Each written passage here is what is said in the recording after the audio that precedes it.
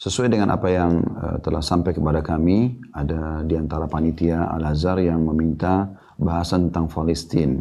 Dan memang di beberapa hari yang lalu kita sempat dihebohkan dan ini sering kita dengarkan tentang bagaimana penjajah Yahudi berusaha untuk terus mengganggu kaum muslimin dengan berbagai macam penyerangan. Bahkan sampai pada tingkat pembunuhan, pemerkosaan, ya, bahkan yang menjadi korban, yang dibunuh anak-anak kecil yang tidak punya dosa dan juga warga sipil. Dan ini akhirnya teman-teman sekalian membuat kaum muslimin tergerak untuk membantu dengan doa, membantu dengan harta, termasuk di Indonesia Masya Allah yang selalu saja ada bentuk kepedulian yang ditunjukkan oleh kaum muslimin dalam doa, ya, dalam permohonan dan permintaan kepada pemerintah agar memiliki sikap, dan pemerintah kita juga sudah mengambil sikap yang cukup bijak berhubungan dengan masalah Palestina ini. Maka teman-teman sekalian ada pertanyaan sebenarnya, ada apa dengan Palestina dan ada apa dengan Yahudi? Kenapa kita umat Islam harus peduli dengan Palestina ini? Mungkin kurang lebih berkisar di pertanyaan-pertanyaan inilah kita akan membuka tema kita. Saya akan mulai teman-teman sekalian dengan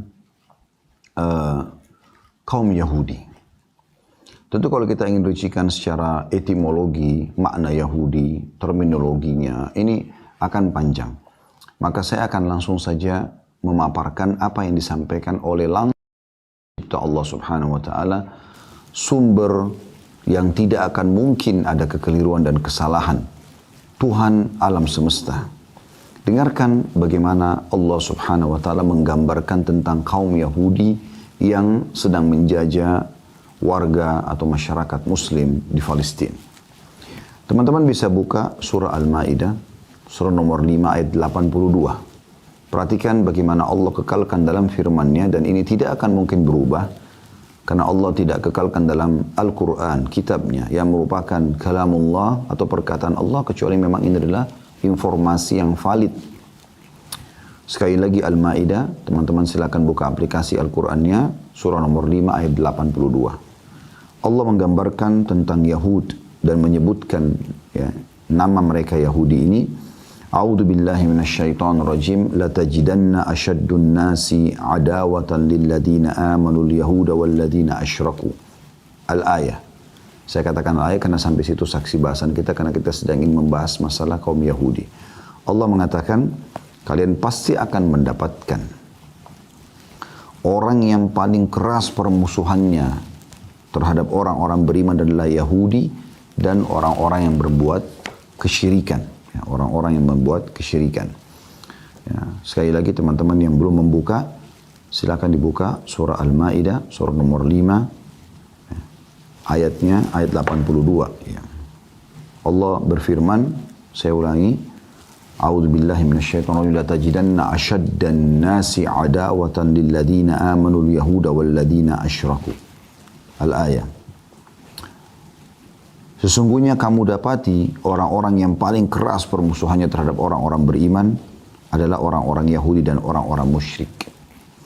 Jadi memang Allah kekalkan permusuhan mereka yang sangat keras terhadap orang-orang beriman.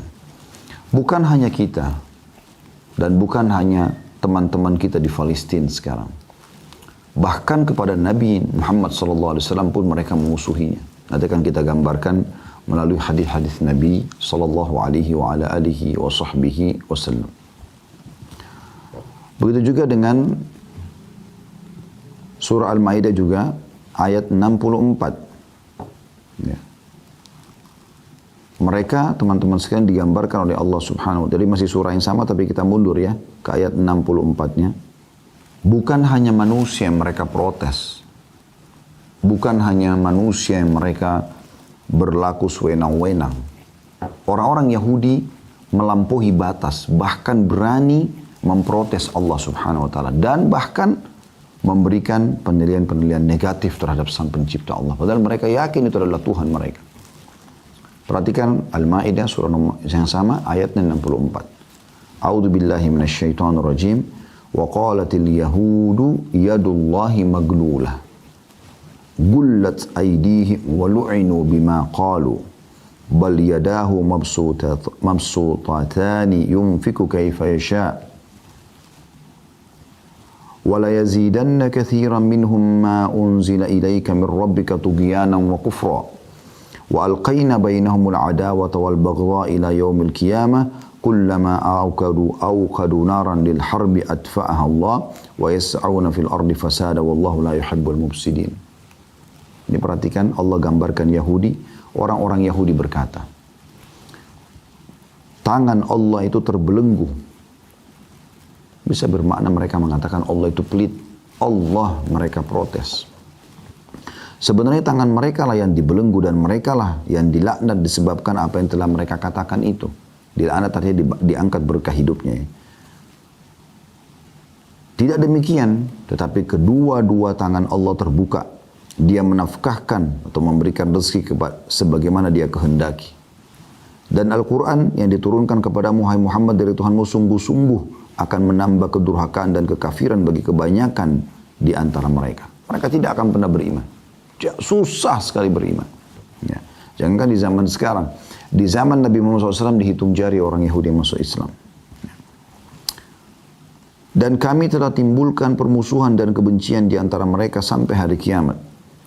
Setiap mereka menyalakan api peperangan, Allah memadamkannya dan mereka berbuat kerusakan di muka bumi dan Allah tidak menyukai orang-orang yang membuat kerusakan. Perhatikan di sini, Allah mengatakan kekal dalam Al-Quran setiap mereka menyalakan api peperangan. Artinya mereka terus akan menyalakan api peperangan dengan orang-orang beriman. Tapi Allah memadamkannya. Kayak kasus sekarang, beberapa hari mereka menyerang, tiba-tiba disoroti oleh seluruh dunia bahkan. Bukan cuma oleh kaum muslimin. Dan mereka suka sekali membuat kerusakan di muka bumi. Dan Allah tidak suka kerusakan. Begitu juga teman-teman sekalian, bagaimana Allah subhanahu wa ta'ala menggambarkan mereka dalam surah Al-Fatihah yang sering kali teman-teman baca ya. Kita baca, A'udzubillahi minasyaitonirrajim, ihdinas siratal mustaqim, tunjukkanlah kami jalan yang lurus. Lalu kita bilang apa? Siratal ladzina an'amta 'alaihim ghairil maghdubi 'alaihim waladdallin. Tunjukkanlah kami Allah jalan-jalan yang lurus. Jalan orang-orang yang telah Engkau berikan nikmat kepada mereka, maksudnya para nabi-nabi dan pengikut-pengikut yang beriman para nabi-nabi tersebut. Bukan jalan-jalan orang yang telah Engkau murkahi dan juga orang-orang yang sesat. Ghairil maghdubi 'alaihim, orang yang murkahi. Kata Abdullah bin Abbas, sahabat Nabi yang mulia ini radhiyallahu anhuma, dia dengan ayahnya sahabat mengatakan mereka adalah Yahud. Allah murka pada mereka karena mereka tahu Allah, tahu Rasulullah SAW, tahu Al-Quran. Bahkan dalam ayat lain Allah mengatakan, A'udzubillahi minasyaitonirrajim, ya'rifunahu kama ya'rifun abna'ahum. Mereka mengenal Nabi Muhammad SAW. Mereka mengenal Al-Quran sebagaimana mereka mengenal anak mereka sendiri. Bayangkan teman-teman sekalian, kita tidak mungkin lupa wajah anak kita. Ya. Walaupun baru lahir kemudian ya, sempat hilang, kita bisa mengenal anak kita. Subhanallah, orang tua diberikan oleh Allah SWT kemampuan untuk itu. Ya. Apalagi kalau sudah dewasa, udah jelas gitu. Maka kita perlu garis bawahi bahwasanya mereka mengenal Nabi Muhammad SAW, mereka mengenal Al-Quran, Allah gambarkan sebagaimana mereka mengenal anak-anak mereka. Tapi mereka tidak mau beriman. Ya, berulang kali baginda Nabi SAW undang mereka, mengajak mereka diskusi, mereka menolak, selalu beriman. Makanya Allah murkah pada mereka. Maghdubi alaihim. Kemudian teman-teman sekalian, juga mereka mengatakan Allah itu miskin. Bayangkan. Ini bukan perkataan saya, Allah berfirman. Dan mereka membunuh para nabi-nabi utusan Allah kalau mereka tidak suka. Itu sifat orang Yahudi. Al-Quran yang berbicara. Silakan dibuka. Surah Al-Imran. Surah nomor 3 ayat 181. Sekali lagi surah Al-Imran. Surah nomor 3 ayat 181. A'udzu billahi minasyaitonir rajim. Laqad sami'a Allahu qawla alladhina qalu inna Allah faqirun wa nahnu aghniya. Sanaktubu ma qalu wa qatlahumul anbiya'a bighairi haqqin wa naqulu dhuqu 'adzabal hariq. Artinya, Allah telah mendengar orang-orang Yahudi yang berkata Allah itu miskin dan kami kaya. Bayangkan. Jadi nggak usah berpikir lagi positif tentang mereka ini. Karena Allah sudah mengatakan begitu, Allah pun mereka katakan miskin. Apalagi kalau cuma saya dengan Anda. Maka kami akan catat apa yang mereka katakan itu. Bahkan mereka membunuh para nabi-nabi tanpa ada kebenaran. Mereka tidak punya hak. Dan kami akan katakan kepada mereka, rasakanlah panasnya api neraka. Ya. Mereka pula teman-teman sekalian, yang telah meminta kepada Nabi Musa alaihissalam, syarat mereka mau beriman, mereka meminta agar Allah ditampakkan dengan nyata. Dan Allah tidak menampakkan dirinya kepada makhluknya kecuali di hari kiamat nanti. Dan yang melihat wujud Allah subhanahu wa ta'ala yang maha sempurna hanya ahli surga nanti. Dan itu nikmat terbesar di surga. Kemudian dijelaskan dalam hadis-hadis yang sahih, pada saat ahli surga sudah masuk ke dalam surga semuanya dan ahli neraka masuk ke dalam neraka, di neraka nggak ada lagi kecuali orang-orang yang kekal, orang musyrik, orang munafik, ya, orang-orang kafir. Orang beriman yang masih punya dosa sudah bersih, semua dosanya sudah dikeluarkan, sudah bersih dari neraka, semua masuk surga. Allah bertanya kepada ahli surga, apakah kalian sudah merasa puas dengan nikmat yang aku berikan? Maka ahli surga semua serentak akan mengatakan, ya Allah, nikmat apa lagi yang kami inginkan? Setelah engkau selamatkan kami dari neraka, engkau masukkan kami ke dalam surga. Maka tentu ini nikmat terbesar nanti hari kiamat. Karena tidak ada pilihan lain. Surga atau neraka. Surga nikmat abadi, atau neraka siksa abadi. Maka mereka mengatakan, nikmat apa lagi yang kami inginkan? Maka dalam hadis ini kata Nabi SAW, Allah mengangkat hijabnya. Maka pada saat itu ahli surga pertama kali melihat wujud Allah yang asli. Maka serentak mereka berkata, ya Allah, tidak ada nikmat yang mengenakan melihat wajahmu yang mulia. Makanya Nabi Muhammad SAW mengajarkan kepada kita di akhir doa-doa, di tahiyat terakhir ya. Sebelum salam kita dianjurkan membaca di antara potongan doa, wa as'aluka ladzatan nazara ila wajhik. Ya Allah, aku minta kelezatan dan kenikmatan melihat wajahmu yang mulia. Ya. Mereka mengatakan dalam Al-Baqarah surah nomor 2 ayat 55, nantang Nabi Musa, kami mau beriman tapi syaratnya kau harus lihatkan Allah. Melihat Nabi Musa AS sudah cukup sebenarnya. Utusan Allah, dia membawa firman Allah, Taurat. Dia mengajarkan kebaikan-kebaikan. Dan terlalu banyak kisah-kisah umat sebelumnya. Sebelum Nabi Musa banyak nabi-nabi. Banyak sekali nabi-nabi sebelum Musa AS. Ibrahim, Nuh, Saleh, Shu'aib. Banyak. Dalam firman Al-Baqarah, firman Allah SWT Al-Baqarah surah nomor 255 berbunyi, a'udzubillahi minasyaitonirrajim, wa idh qultum ya Musa lan nu'mina laka hatta narallaha jahratan fa akhadhatkumus sa'iqatu wa antum tanzurun. Ingatlah pada saat kalian berkata kepada Musa, hai Bani Israel, hai orang Yahudi, kami tidak akan beriman kepadamu, lan nu'min. Perhatikan kata-kata lan ini teman-teman. Lihat, perhatikan huruf bahasa Arabnya lan. Dalam bahasa Arab ada 3 kosakata bisa digunakan untuk tidak. Ada la biasa kayak yang Anda pelajari di huruf hijaiyah. Itu artinya tidak. Ada lam dengan mim. Lam dibaca artinya tidak pernah. Ada lam dengan nun. Lan artinya tidak akan pernah. Mereka mengatakan apa? Lan nu'mina laka. Kami tidak akan beriman padamu, hai Musa. Hatta narallaha jahra. Sampai kami melihat Allah secara nyata. Maka Allah mengatakan, kami pun menyambarkan petir kepada kalian. Sementara kalian melihat. Jadi yang meminta itu disambar petir oleh Allah sementara dimatikan depan teman-temannya semuanya. Dan sekian banyak teman-teman sekalian ayat-ayat Al-Quran yang menggambarkan tentang orang-orang Yahudi ini. Tapi di sini kita cukupkan. Ini bagaimana Allah menggambarkan. Jadi tidak usah kita yang gambarkan lagi. Begitulah Allah gambarkan musuh kaum muslimin ini. Ya. Sekarang kita lihat bagaimana dalam hadis-hadis Nabi sallallahu alaihi wa ala alihi wa sahbihi wasallam. Kita mulai dengan hadis Bukhari, pengakuan Abdullah bin Salam radhiyallahu anhu, salah satu pendeta Yahudi. Orang ini menghafal Taurat dan dianggap orang yang paling alim di antara pendeta Yahudi di Madinah pada masa itu. Dia datang kepada Nabi SAW lalu masuk Islam. Perkataan pertama Abdullah bin Salam radhiyallahu anhu setelah masuk Islam, dan ini jarang sekali terjadi. Ini betul-betul orang yang mau ikutin hati nurani dari Yahudi bisa seperti ini. Dia mengatakan, wahai ya Rasulullah, jangan sampaikan ke Yahudi tentang masuk Islamku sampai Anda mengundang mereka dan mengajak mereka untuk masuk Islam. Karena sesungguhnya Yahudi itu kaum yang suka berkhianat. Ini perkataan pendeta mereka dalam hadis Bukhari. Hadis yang sahih. Maka Nabi SAW mengundang beberapa pendeta Yahudi. Di antaranya Huyai bin Akhtab. Ini salah satu pendeta Yahudi juga yang dikenal, ya, yang mati dalam keadaan kufur. Dan anaknya, Sofia binti Huyai, itu menjadi istri Nabi SAW pada saat pembebasan Khaybar nantinya. Yang jelas teman-teman sekalian, dipanggillah mereka oleh Nabi SAW, lalu Nabi SAW berkata pada mereka, hai Yahudi, masuk Islam lah. Kalian tahu, aku ini utusan Allah. Kalian tahu Al-Quran benar. Bahkan 3 suku Yahudi yang tinggal bersama Nabi SAW di Madinah, Qainuqa, Nadir, dan Quraidah, 3-tiganya ini saudaraku seiman, pindah ke Madinah sebelum Nabi SAW lahir. Jauh, sampai mereka turun-temurun tinggal di Madinah, hanya karena tahu Madinah adalah mahjarun Nabi, tempat hijrahnya Nabi terakhir. Dan mereka yakin, bahkan mereka sering berkata kepada orang-orang penduduk asli Madinah, dari 2 suku Aus dan Khazraj, nanti setelah Islam dikenal dengan Ansar. Mereka selalu mengatakan, nanti akan keluar Nabi terakhir di sini, kami akan beriman dan kami akan perangi kalian. Tapi waktu Nabi Muhammad SAW diutus, mereka memungkirinya. Mereka tidak mau beriman. Karena maunya Nabi sesuai dengan hawa nafsu mereka. Apa kata Yahudi tersebut? Kami gak mau beriman kepadamu.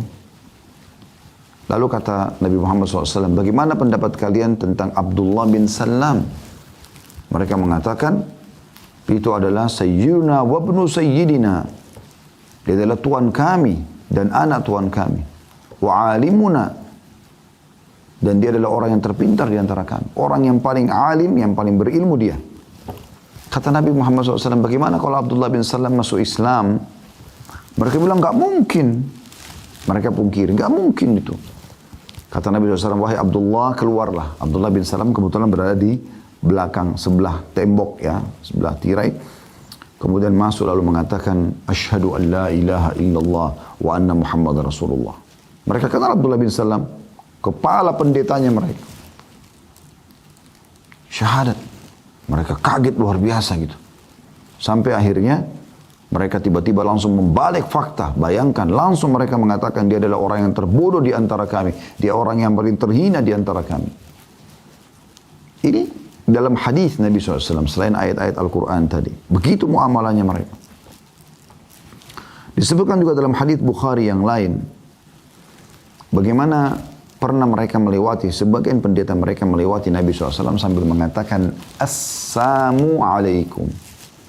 Assam, bukan assalam ya. Assam ini artinya kematian. Jadi mereka mendoakan kematian untuk Nabi SAW. Bayangkan, Nabi didoakan kematian. Itu kan luar biasa gitu. Ya. Maka pada saat itu Nabi SAW mengatakan wa'alaikum, dan untuk kalian. Dan ini kalau kita sedang diucapkan salam oleh ahli kitab Yahudi dan Nasrani, jawaban kita begitu. Misalnya ada teman anda di kantor atau partner bisnis atau siapa saja orang mengatakan assalamualaikum, kita mengatakan wa'alaikum saja. Tidak usah ada assalamnya gitu kan.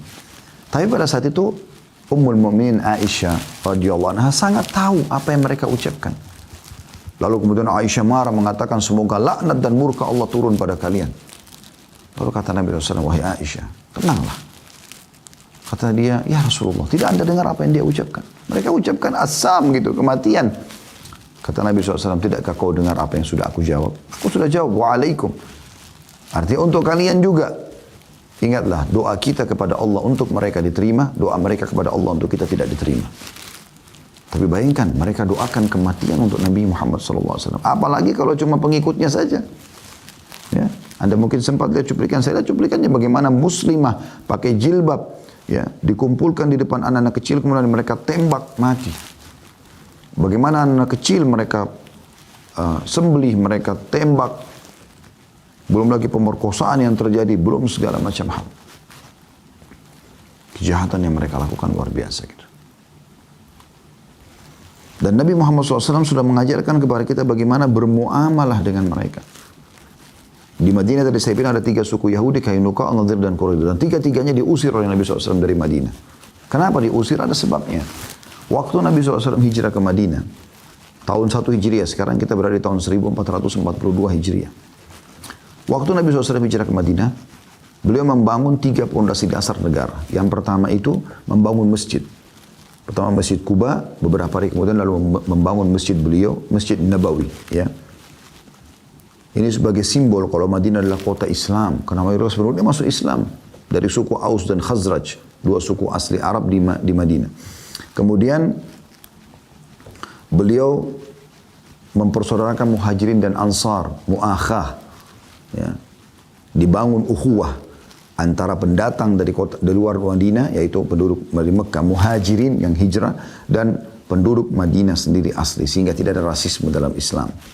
Semua sama. Bahkan penduduk asli dianjurkan Nabi SAW untuk menyambut saudara mereka. Maka setiap orang Ansar berusaha memperebutkan siapapun dari muhajirin agar tinggal di rumah mereka. Bahkan mereka ada yang kelaparan, yang penting muhajirin ini makan. Ada yang memberikan rumahnya walaupun mereka harus pindah rumah. Mereka ada yang memberikan hartanya. Ya. Allah sebut dalam surah Al-Hashr. A'udzu billahi minasyaitonir rajim wa yu'thiruna 'ala anfusihim walau kana bihim khasasah. Dan mereka memaksakan diri mereka walaupun mereka sendiri butuh. Itu adalah orang-orang Ansar kepada para muhajirin. Ini adalah bahasan sendiri, saya tidak bahas ini. Sekarang yang ketiga adalah mu'ahadah. Mu'ahadah. Ini adalah menulis kesepakatan damai dengan orang-orang Yahudi yang ada di Madinah pada saat itu. Agar mereka sama-sama menjaga Madinah, mereka tidak boleh berkhianat, ya, dan seterusnya. Yang terjadi teman-teman sekalian, subhanallah, 3 suku Yahudi ini berkhianat. Yang pertama Qainuqa. Akhirnya Nabi SAW kepung dan usir mereka dari Madinah. Sebabnya adalah ada seorang wanita muslimah yang belanja di toko Yahudi. Jadi kalau ibaratnya meja ini adalah kota Madinah pada zaman itu, setiap suku itu berkumpul sendiri.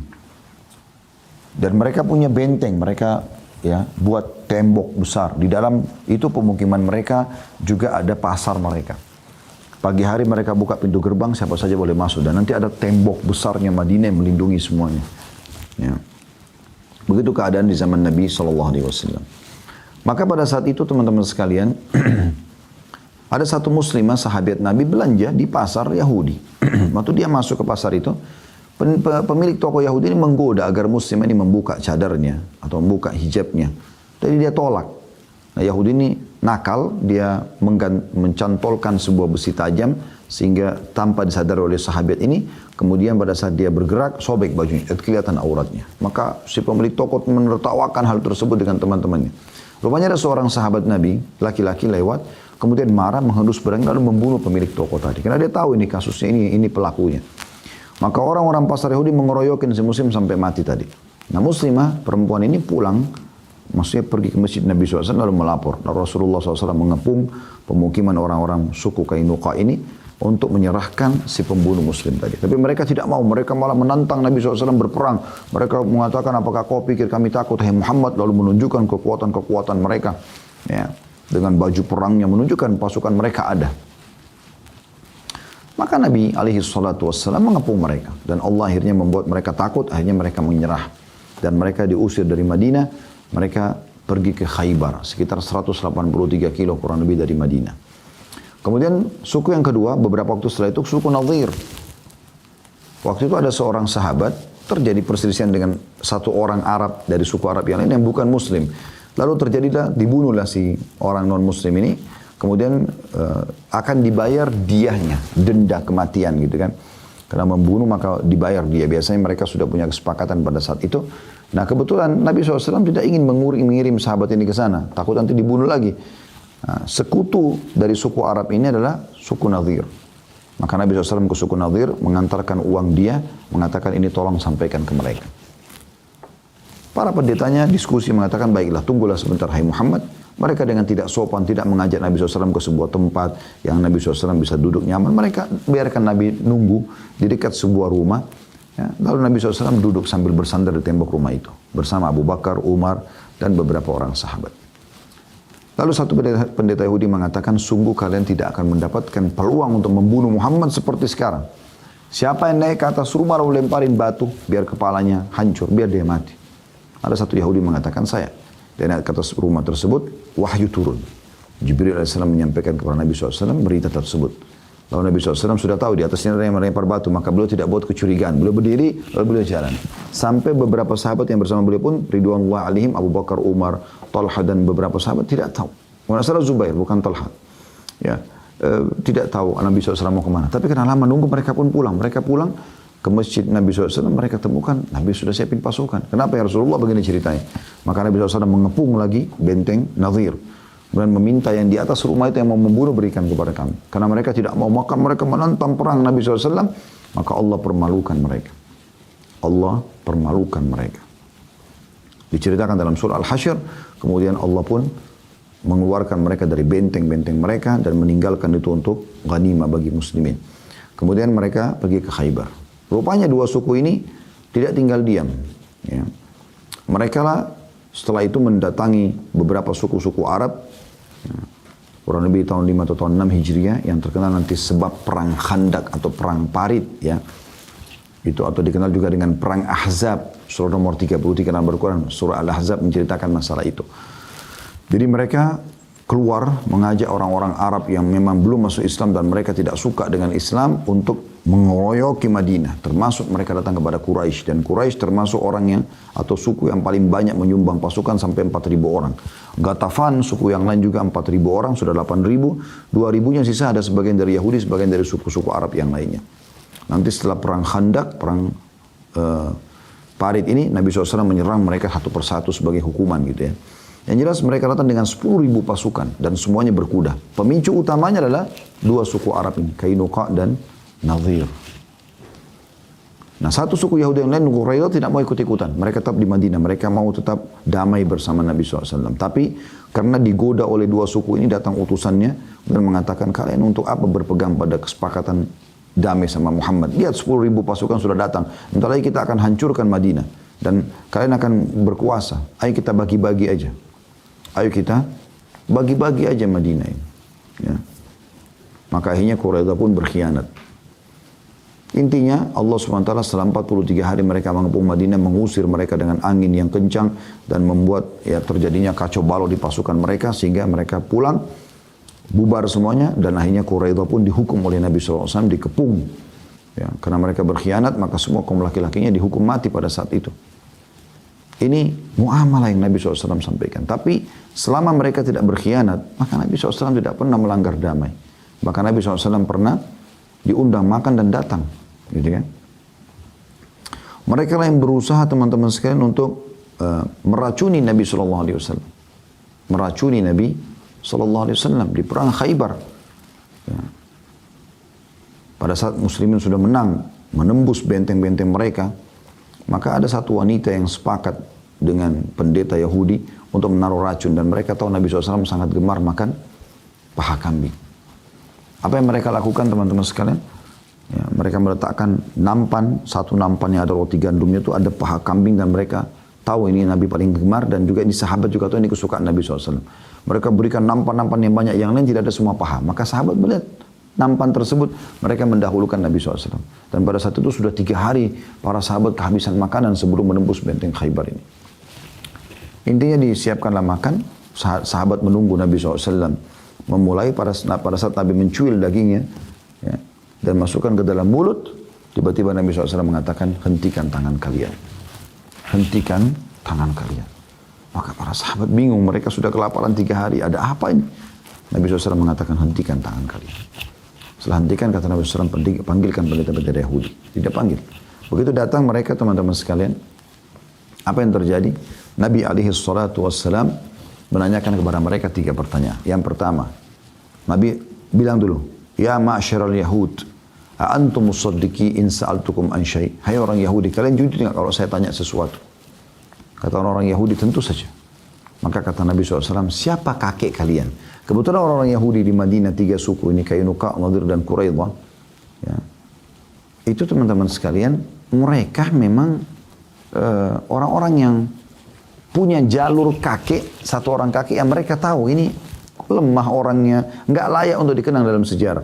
Itu pertimbangan orang Yahudi. Maka mereka alihkan nama, ganti nasab mereka ke orang Yahudi yang lain dikenal dengan perkasanya gitu. Dan itu tidak ada yang tahu. Orang Yahudi pun banyak tidak tahu. Tapi Nabi SAW tahu melalui wahyu. Nabi SAW tanya mereka sebagai pertanyaan jebakan nih. Siapa kayak kalian? Mereka mengatakan Fulan bin Fulan, orang yang dianggap kuat itu. Kata Nabi SAW, kalian telah bohong. Kakek kalian Fulan bin Fulan, yang kalian hapus nasabnya. Kaget mereka. Dari mana Nabi SAW tahu ini? Mereka diam. Lalu Nabi SAW tanya lagi, hai Yahud, antum musaddiqi in sa'altukum an syai'. Hai orang Yahudi, jujur gak kalau saya tanya lagi? Mereka bilang, iya. Kalau kami bohong, pasti Allah akan buka kepadamu sebagaimana Allah buka kepadamu siapa kakek kami. Dan ini riwayat Bukhari. Hadis yang sahih. Maka kata Nabi SAW, Man ahlun nar, siapa penghuni neraka? Mereka mengatakan kalimat yang unik. Ini hadis yang sahih, riwayat Bukhari. Kata mereka, kami akan masuk ke neraka dulu, lalu digantikan oleh kalian, hai muslimin. Jadi mereka tahu mereka akan masuk neraka, subhanallah. Akan dipanggang, dibakar di neraka. Tapi saking kerasnya hatinya sampai seperti itu. Kata Nabi SAW, kalian telah bohong. Kami tidak akan pernah menggantikan kalian. Artinya kalian akan kekal di neraka itu. Lalu kemudian Nabi SAW tanya yang ketiga kali. Ya ma'asyar Yahud, antum musaddiqi an sa'altukum an syai'. Hai Yahudi, jujur ya kalau saya tanya lagi. Kata orang Yahudi, tentu saja. Udah gak bisa bohong lagi karena sudah 2 kali mereka ketahuan bohong. Maka kata Nabi SAW, apakah kalian letakkan racun di makanan ini? Di sini sahabat baru faham, oh ternyata ada racunnya. Kata mereka, iya. Kata Nabi SAW, kenapa? Supaya Nabi sudah tahu sebabnya. Mereka mau bunuh Nabi SAW. Tapi Nabi ingin sahabat-sahabat dengar. Dan sampai kepada seluruh muslimin umatnya sampai menjelang hari kiamat. Ini loh Yahudi. Terbukti juga hari ini terdengar oleh Bapak Ibu sekalian. Kata mereka, kami ingin membuktikan. Kalau kau seorang nabi, kau tidak akan mati dengan racun itu. Kau tidak akan kena racun itu. Tapi kalau kau seorang raja yang hanya merebut kekuasaan, maka kau akan mati dengan racun kami. Tapi luar biasanya Pak teman-teman. Nabi kan tahu sekarang. Berarti mereka tahu kalau itu adalah nabi. Maka mereka berkata, hai Muhammad, siapa yang beritahukan kepadamu? Nabi SAW angkat paha kambing itu sambil mengatakan, akhbarani hadad dhira'. Yang telah menyampaikan kepadaku tentang racun tersebut adalah paha ini. Daging kambing yang sudah dimasak, ditaruh racun itu bicara dengan Nabi SAW. Kuasa Allah sebagai mukjizat. Dan ini sudah saya jelaskan di materi Tabligh Akbar kami. Teman-teman bisa masuk ke YouTube, cari playlist judulnya Kekasihku Rasulullah Aku Mencintaimu. Cukup banyak situ mukjizat Nabi SAW sudah kami sampaikan. Di antaranya berbicaranya paha kambing yang sudah dimasak ini yang membuktikan atau menceritakan tentang racun yang ada padanya. Dan sekian banyak teman-teman kejadian-kejadian antara Nabi SAW dengan orang-orang Yahudi di Madinah seperti kisah Ka'ab bin Ashraf, seorang pendeta Yahudi yang berusaha selalu menyerang Nabi SAW, menyakiti Nabi SAW, akhirnya dibunuh oleh beberapa orang sahabat ya.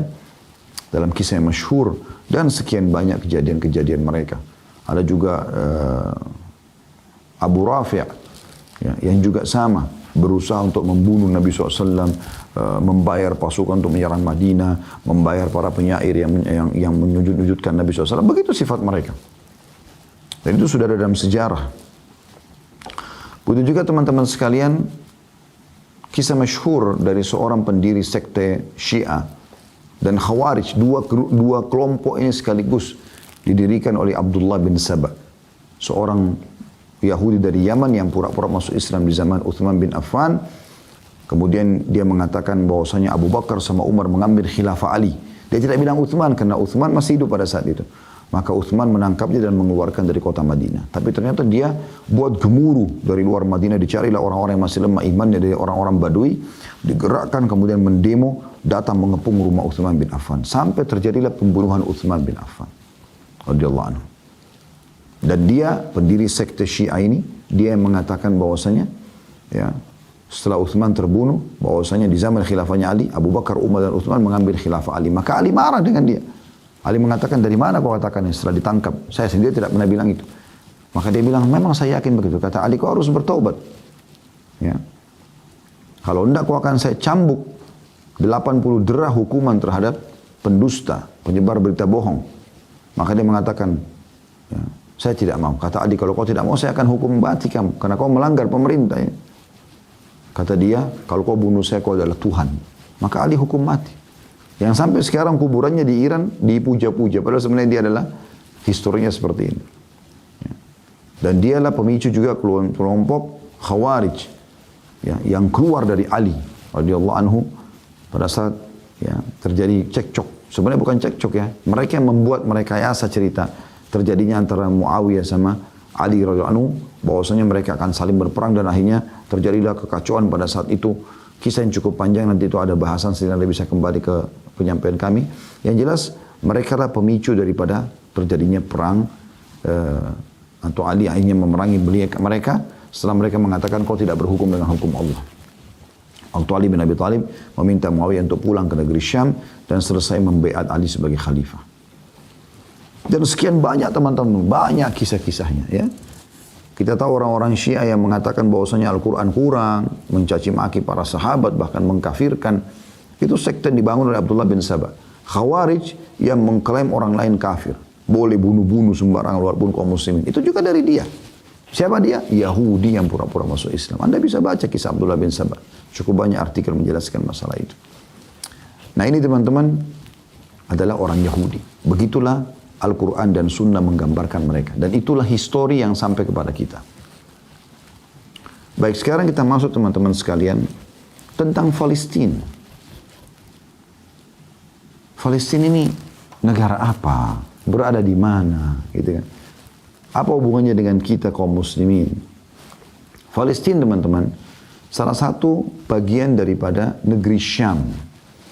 Jadi negeri Syam itu, ya, kalau kita ibaratkan seperti handphone ini misalnya negeri Syam, ya, dulu di zaman Nabi SAW dikenal dengan Syam. Ya. Sekarang itu terbagi menjadi 4 negara. Libanon, Syria, Palestina, dan Jordania. Ya, dulu itu satu, negeri Syam. Ya, yang Allah mengatakan dalam surah Quraisy, ya, Rihlatas syita'i was-saif. Perjalanan musim dingin dan musim panas. Itu mereka ke negeri Syam dan Yaman. Gitu kan. Dan orang-orang Quraisy selalu berdagang ke negeri Syam. Bahkan Nabi Muhammad SAW sering bolak-balik ke negeri Syam dulu berdagang. Ya. Di umur 21 tahun sampai 40 tahun. 19 tahun beliau berdagang. Itu bolak-balik dari Mekah ke negeri Syam. Intinya teman-teman sekalian, negeri Syam ini kita ringkaskan, kalau kita lebih kerucutkan lagi, ya, ke Palestina, tepatnya karena memang Palestina adalah jantungnya negeri Syam, karena ada Masjid Aqsa di sana. Ya. Maka ada hubungannya dengan kita. Yaitu yang pertama, Allah sebutkan dalam Al-Quran tentang Masjid Aqsa yang ada di situ. Dan bahwasanya dia juga penuh dengan berkah. Tapi kita bicara dulu masalah wilayahnya, dia diberkahi. Allah SWT berkahi. Artinya subur sekali. Allah ceritakan dalam surah Isra, surah nomor 17 ayat 1. A'udzu billahi minasyaitonir rajim. Subhanalladzi asra bi 'abdihi lailan minal masjidil haram ilal masjidil aqsa alladzi barakna haula. Al-ayat. Maha suci Allah yang telah memperjalankan hambanya Muhammad sallallahu alaihi wasallam, ya, pada malam hari dari Masjidil Haram ke Masjidil Aqsa. Aqsa artinya jauh. Masjid Aqsa punya 3 nama. Ya, Masjid Aqsa, Aqsa artinya jauh, ya, masjid yang jauh dari Masjidil Haram. Karena waktu itu perjalanan 1 bulan dengan kuda tercepat. Kemudian ada juga Baitul Maqdis dan ada Masjid Ilya. 3 namanya ini. Yang jelas ini kita ambil saksi bahasan dulu. Alladzi barakna haula. Yang telah kami berkahi di sekitarnya. Di sekitar Masjid Aqsa. Nah, bagi teman-teman yang sudah pernah ke Palestina merasakan udara yang sejuk, tanah yang subur, ya, pemandangan yang luar biasa membawa kita kepada suasana yang lebih tenang, ya, beda sekali.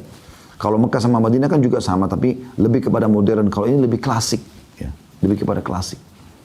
Ya, sudah bolak-balik kami buat program di Uhud Tour untuk selalu ada umroh plus Aqsa. Dan alhamdulillah selalu jemaah kita masuk di sana. Cuma sekarang mungkin kondisinya tidak memungkinkan, selain pandemi juga lagi masih ada konflik di sana. Baik, kita kembali selanjutnya. Juga dalam hadis Bukhari, Nabi SAW bersabda, Allahumma barik lana fi Syamina wa Yamanina. Ya Allah, berkahilah kami di Syam kami. Syamina. Nah, ini kembali kepada kami. Wa Yamani dan Yaman kami. Artinya milik muslimin. Syam dan juga Yaman. Nabi SAW doakan keberkahan. Kemudian teman-teman sekalian, dia juga akan menjadi markas mujahidin nanti di akhir zaman. Negeri Syam ini. Ya, termasuk Palestina tentunya. Pusatnya Palestina. Kata Nabi SAW dalam hadis, ya, La tazalu usabatun min ummati qa'imatan ala amrillah. Akan ada sekelompok dari umatku yang terus mempertahankan dan memperjuangkan agama Allah ini. La yadurruha man khalafaha. Mereka tidak pernah peduli dengan orang yang tidak sepaham dengan mereka. Atau mencaci maki mereka, menyalahkan mereka. Tuqatilu a'da'aha. Terlalu memerangi musuh-musuh mereka. Kullama dhahabat harbun nushibat atau nashibat harbun qaumin akharin. Setiap kali peperangan selesai maka akan terjadi peperangan lagi yang lain. Yarfa'illahu qauman wa yarzuquhum min. Allah SWT meninggikan derajat mereka dan memberikan rezeki mereka dari musuh-musuh mereka itu. Hatta ta'tiyahumus sa'ah, sampai nanti kiamat terjadi. Lalu ya, dijelaskan hum ahlus Syam, mereka adalah penduduk negeri Syam, jantungnya adalah Palestina. Ini bukan berarti Palestina tidak akan aman, bukan. Karena kan 70 tahun lalu lah kurang lebih Yahudi berkuasa di situ. Tapi sebelumnya dikuasai oleh kaum muslimin, nggak ada masalah, gitu kan. Cuma memang ada saja ya upaya Yahudi untuk merebutnya, dan ini dimaksudkan oleh sabda Nabi SAW tadi. Kemudian kata Nabi SAW dalam hadis yang lain, Inni ra'aitu ka'anna amudal kitaban tuzi'a min tahti wisadati. Aku diperlihatkan seakan-akan kitab ya, ditarik, Al-Quran ditarik dari bawah bantalku. Hadis cukup panjang, inti bahasanya adalah titik-titik, wa innal imana idza waqa'at fitan bisyam. Dan ketahuilah kalau terjadi fitnah di akhir zaman nanti, umat Islam tidak tahu harus kemana, ya selamatkan diri kalian ke negeri Syam. Kita disuruh ke sana. Kemudian juga sabda Nabi SAW, sayasirul amru ila an takunu junudan mujannada. Terus saja perkara mempertahankan Islam ini kalian lakukan sampai akan terbentuk pasukan-pasukan yang menyatukan kalian. Jundum bisyam, ada pasukan di negeri Syam, wa jundum bil Yaman, pasukan di Yaman, wa jundum bil Iraq, dan pasukan di Irak. Kemudian Ibnu Hawala radhiyallahu anhu sahabat Nabi berkata, "Ikhtar li ya Rasulullah." Pilihkan untukku, kalau seandainya aku hidup di zaman itu, dari 3 titik pasukan Islam ini, di mana saya akan ikuti? Apa kata Nabi SAW? Alaika bisyam, fa innahu khiratullahi min ardih. Pilihlah negeri Syam, karena dia adalah bumi Allah yang dipilih atau terpilih. Yajtabi ilaihi khiratahu min ibadih. Dan akan berkumpul padanya hamba-hamba Allah yang terbaik. Fa in abaitum fa alaikum biyamanikum. Kalau kalian masih mau memilih, maka pilihlah Yaman. Setelah itu, wasku min gudurikum. Bertahankan itu. Fa inna Allah azza wa jalla qad tawakkala li bisyami wa ahli. Karena Allah telah menjanjikan kemenangan untukku, untuk negeri Syam dan penduduknya. Hadis riwayat Ahmad. Juga sabda Nabi SAW diriwayatkan oleh Imam Ahmad juga, la tazalu ta'ifatun min ummati 'ala ad-din zahirina li aduwihim qahirina la yadurruhum man khalafahum hatta ya'tiyahum amrullah. Akan ada sekelompok dari umatku yang terus mempertahankan agama ini. Mereka terang-terangan menghadapi musuh mereka. Mereka tegas dan mereka tidak peduli dengan orang yang tidak sepaham dengan mereka. Maksudnya yang berselisih dengan mereka ya. Sampai datang kemenangan dari Allah. Qila ainahum ya Rasulullah. Ditanya, wahai Rasulullah, di mana posisi mereka? Qala sallallahu alaihi wasallam, Baitul Maqdis wa aknafi Baitul Maqdis. Mereka di Baitul Maqdis, ya, di Masjid Aqsanya dan di sekitar Baitul Maqdis. Ini yang sering terjadi konflik, kan Anda dengar di waktu-waktu sekarang ini, bagaimana kaum muslimin mempertahankan. Itu Palestina. Itu Palestina, ya. Kemudian teman-teman sekalian, ada Masjid Aqsa. Di Palestina tadi, sekarang kita masuk ke Masjid Aqsa. Jadi Anda sudah tahu kenapa Palestina menjadi sebuah kepedulian bagi kaum muslimin. Karena memang itu wilayah kaum muslimin.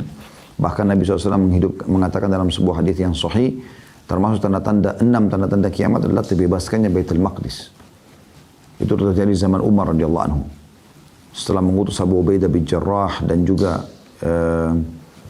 Khalid bin Walid ya, ke negeri Syam, kemudian berhasil menembus Baitul Maqdis, ya.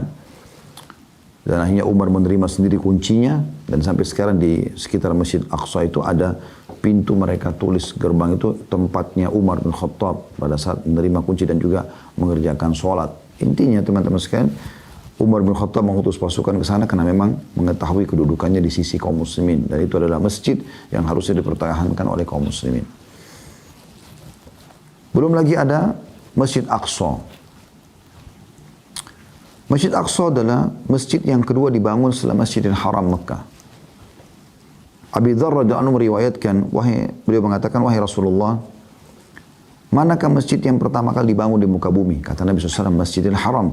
Lalu orang itu berkata, Abu Dzar berkata, radhiyallahu anhu, lalu masjid yang mana lagi? Kata Nabi SAW, Masjidil Aqsa. Aku bertanya lagi, berapa lama selisih pembangunannya? Kata Nabi SAW, 40 tahun, 40 sana. Thumma aynama adrakatka as-salatu ba'd fasalli. Dan ketahuilah, kalau kau sempat ke sana, dimanapun kau solat di lokasi Masjidil Aqsa, solat saja. Ya. Fa innal fadla fi, karena keutamaan tetap kau dapatkan. Jadi Masjid Aqsa itu, teman-teman sekalian, kalau kita ibaratkan meja ini, itu luasnya 14.400 meter. Ya. Dan ini sudah kami jelaskan panjang lebar di buku yang ini ya, Palestina yang terlupakan. Ini saya jelaskan bahkan luas temboknya dari sisi kanan, dari timur, dari barat, ya, maksudnya timur, barat, utara, selatan ya. Intinya luasnya seluruhan adalah 14.400 dan semua tidak dibanguni bangunan fisik ya, tapi itu adalah dianggap bangunan masjidnya. Jadi dimanapun kita sholat walaupun di pelataran tapi dalam tembok itu maka dianggap mendapatkan keutamaan. Hadis riwayat Bukhari, Muslim, Ibnu Majah dan juga An-Nasai. Kemudian yang kedua teman-teman, selain di masjid kedua yang dibangun, kita juga dianjurkan sholat datang ke sana. Sebagaimana sabda Nabi SAW dalam hadis Bukhari, la tashuddur rihalu illa ila thalathati masajid. Tidak boleh orang jerih payah melakukan perjalanan untuk datang masjid kecuali tiga. Tiga ini keutamanya besar. Masjidil Haram, Masjid Haram di Mekah, wa Masjidil Rasul, Masjid Nabi SAW di Madinah, wa Masjidil Aqsa, dan Masjid Aqsa. Selanjutnya juga kata Nabi SAW, dan ini keutamaan yang luar biasa terhadap sholat di Masjid Aqsa. Dan ini saya selalu motivasi jemaah yang ikut bersama kami, kalau kami lagi umrah plus Aqsa. Dan juga sebab kami menyusun buku ini justru karena itu. Setelah kurang lebih 4 kali saya masuk ke Palestina, dari 6 kali kami usaha masuk, 4 kali masuk, 2 kalinya sempat tertahan oleh pemerintah Israel pada saat itu. Entah alasannya apa. Yang jelas saya sempat pada saat keluar saya ingin tulis buku ini, Palestina yang terlupakan, agar mengajak muslimin supaya datang ke sana, jangan tidak datang. Ya, tidak usah takut, kalau kematian akan datang pasti akan mati juga kan gitu. Ini keutamaan yang wajar untuk dikejar. Perhatikan apa kata Nabi SAW dalam hadis riwayat Ibnu Majah. Lamma faraga Sulaiman bin Daud min bina'i Baitul Maqdis. Pada saat Sulaiman bin Daud alaihi wassalam, Nabi Sulaiman alaihissalam selesai merenovasi Baitul Maqdis, sa'ala Allah thalathan. Dia minta kepada Allah 3 hal. Hukman yusadifu hukmah. Dia berharap agar keputusan dia sesuai dengan keputusan Allah. Jadi Nabi Sulaiman alaihissalam berharap kalaupun wahyu belum turun, apapun yang dia sampaikan maka Allah sudah setujui. Kemudian yang kedua, mulkan la yanbaghi li ahadin min ba'di, dan dia minta kerajaan tidak layak untuk orang setelahnya. Dan yang ketiga, ini saksi bahasan kita, wa alla ya'tiya hadzal masjid ahadun la yuridu illa as-salata fihi illa kharaja min dhunubi ka yaumi waladathu ummu. Dan tidak ada orang yang datang salat ke Masjid Aqsa itu ya, kecuali dia akan dibersihkan dari dosanya seperti baru dilahirkan oleh ibunya. Ini luar biasa. Dan ini secara umum masuk dalamnya solat sunnah atau solat wajib. Maka saya sering motivasi jemaah pada saat kami ke Palestina, ayo solat di Masjid Aqsa. Selain daripada itu juga kita sedang masuk di jantung ya, wilayah muslimin yang sedang dijajah. Artinya mereka masih melakukan ribat. Ribat itu mengikat diri di perbatasan antara muslimin sama orang-orang kafir. Dan ini kata Nabi SAW, ribatu yu'man fi sabilillah khairu minad dunya wa ma fiha. Satu hari di sisi Allah mengikat diri seperti lebih baik daripada dunia dan seluruh isinya. Kita 2-3 hari, 3-4 hari di sana, kita bisa dapatkan keutamaan ini. Kemudian sabda Nabi SAW di dalam sebuah riwayat disebutkan oleh At-Tahawi, la i'tikafa illa fil masjid thalath. Tidak ada i'tikaf yang mengalahkan pahala 3 masjid ini. Masjidil Haram, Masjidil Nabi sallallahu alaihi wasallam, Masjid Baitul Maqdis. Masjid Haram Mekah, Masjid Nabi SAW dan Masjid Aqsa. Juga dalam hadis riwayat Ahmad, kata Nabi SAW, liman la yastati' shalah fi Baitul Maqdis, beliau bersabda, khusus untuk orang yang tidak bisa salat, fal yuhdi ilaihi zaitan yusraju fihi fa inna man ahda lahu kana kaman shalla fi. maka dia menyumbangkan minyak. Jadi di zaman dulu itu ada minyak zaitun mereka pakai, ditaruh sumbu, nanti mereka jadikan penerangan. Karena minyak zaitun bisa tahan lama, ya. Kata Nabi SAW, dia nyumbang minyak supaya menerangi Baitul Maqdis. Siapa yang meneranginya, walaupun dia tidak sempat sholat di sana, maka dia akan mendapatkan pahala seperti sholat di dalamnya. Bayangkan, seperti baru dilahirkan oleh ibunya, bersih. Jadi orang Palestina punya keutamaan luar biasa. Setiap hari mereka bisa dapat keutamaan ini kalau mereka sholat di sana. Sholat 5 waktu, sholat sunnah, sholat duha, sholat malam. Ya. Apalagi Baitul Maqdis dibuka. Kita pun mau sholat tahajud bisa. Ya. Walaupun di depan pintu gerbang itu dijaga oleh tentara-tentara Yahudi, ya. Tentara-tentara Yahudi. Dan ini juga hadis digunakan oleh sebagian ulama, dikatakan bahwasanya dia ya menandakan dianjurkan untuk merenovasi, ya, menyumbang renovasi di masjid. Nah, dalam Masjid Aqsa itu ada kotak, kita bisa nyumbang, taruh langsung di sana.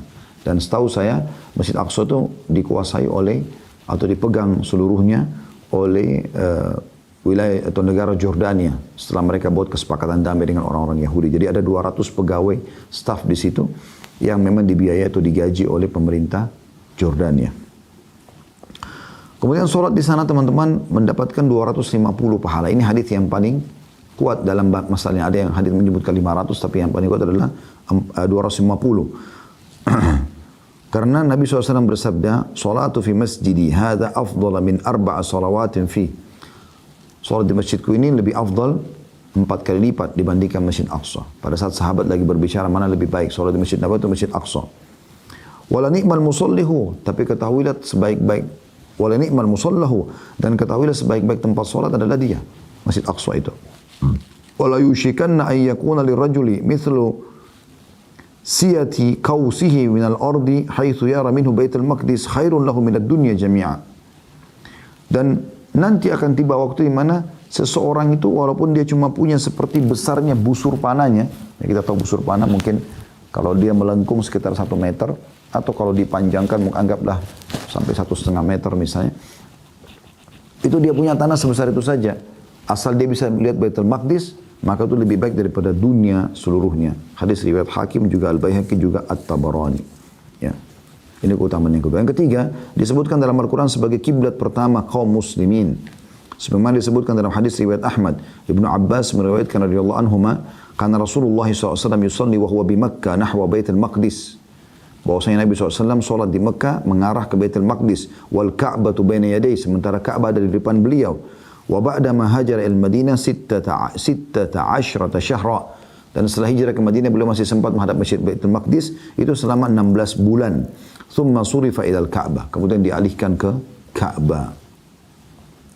Tentu banyak dari di sini saya cukupkan. Kemudian yang keempat, dia adalah tempat mi'rajnya Nabi SAW. Sebagaimana itu sudah kita tahu. Dan kata Nabi SAW dalam hadis riwayat Muslim, utitu bil buraq wa huwa dabbatun abyadun tawilun fawqa al-himari wa dunal bagal. Aku telah didatangkan pada saat malam Isra seekor hewan kuda bernama burak, yaitu hewan berwarna putih yang tinggi badannya antara keledai dengan bagal. Bagal ini peranakan antara kuda sama keledai. Yadha'u hafirahu 'inda muntaha tarfihi, dan dia dihiasi dengan segala macam hiasan, dan dimanapun matanya menatap di situ kakinya sudah tiba. Farakibtu hatta ataitu Baitul Maqdis, saya pun menunggangi lalu saya sampai tiba di Baitul Maqdis. Farabattu bil halqati allati yarbutu bihil anbiya, dan aku mengikatnya di tempat yang biasa para nabi-nabi mengikat kekangan hewan-hewan mereka. Tsumma dakhaltu al-masjid fa shallaitu fihi rak'atain, lalu aku masuk ke Masjid Baitul Maqdis, lalu aku salat di situ 2 rakaat. Nabi SAW salat di situ.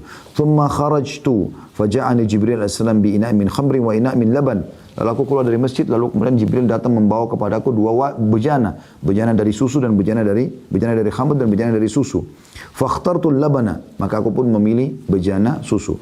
Faqala Jibril alaihissalam ikhtartal fitrah, maka Jibril mengatakan kau telah memilih fitrah Islam. Thumma urija bina ila sama, kemudian kami pun dinaikkan ke langit dari Baitul Maqdis. Yang kelima, tidak akan dimasuki oleh Dajjal, ya.